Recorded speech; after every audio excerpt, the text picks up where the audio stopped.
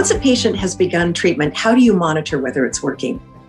So one of the more frustrating things about being an AML patient is you don't know right off the bat whether or not that you have gone into remission. So what happens is you receive the chemotherapy, and the day you start chemotherapy is really day one. And somewhere around day 14, you're at your lowest point. So your blood counts are low, and you often feel really terrible. And you really wonder, is this working? But unfortunately, I can't really tell you. Sometimes some institutions do bone marrow biopsies if you have intensive chemotherapy on day 14, or if you're getting venetoclax therapy somewhere around day 21.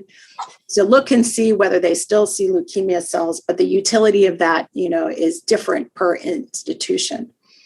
The real test of whether chemotherapy has worked is at the end of about 28 to 35 days.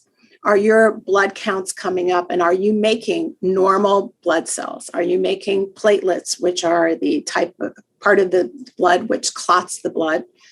Or are you making neutrophils, which are the important cells needed to help you fight infection? So the real proof of a remission is, are your platelets over 100,000? Is your neutrophil count over 1,000? And when we look in the bone marrow around that time, do we see normal cells developing and no leukemia?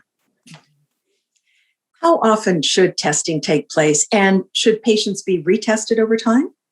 So the bone marrow biopsy is done frequently once you have a diagnosis of acute leukemia. So certainly it's done upon diagnosis of the disease.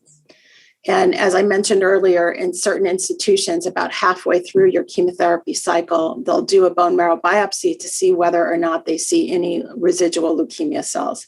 That's not done everywhere, and it's done differently depending upon institutions sometimes.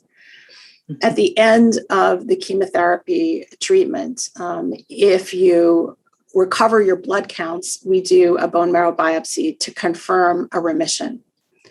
If by day 35, we haven't seen that your blood counts are recovering, we may do a bone marrow biopsy to see whether or not we see leukemia cells in there or early recovery. So, you're definitely going to have bone marrows at those time points. If you've gone into remission, it depends on what we do next as to when you would have another bone marrow biopsy. So if you're going to bone marrow transplant, you may not have, you may have one more biopsy just prior to going in for transplant and another biopsy at the end of the first month after transplant.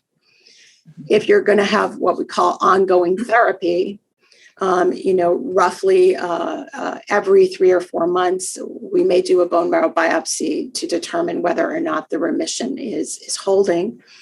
If during the ongoing therapy, we see that there's blood count abnormalities that we weren't expecting, that might be a reason that we would do a bone marrow biopsy. And that's unpredictable as to when that would be.